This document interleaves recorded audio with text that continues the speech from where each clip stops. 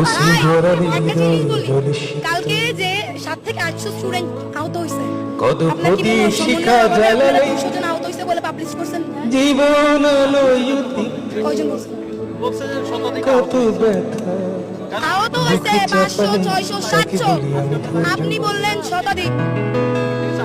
মমতা কত দূর হলে জাতি হবে নির্লজ্জ। আমি 140 জন স্টুডেন্টকে আমি নিজে এন্ট্রি করাইছি মেডিকেলে। মাথা পড়া এগুলোকে নিয়ে আমি নিজে নিয়ে গেছি ডিএমসিতে। ডিএমসির মধ্যে যখন হামলা হইলো, ডিএমসির ইমার্জেন্সির মধ্যে রোগী সহ যখন ফেলে আমি চিৎকার নিয়ে ঢুকে গেল। কোথায় ছিলেন আপনারা? আমরা মাত্র 15 থেকে 20 জন ছিলাম, আমাদের কেন কেউ সেভ করে নাই?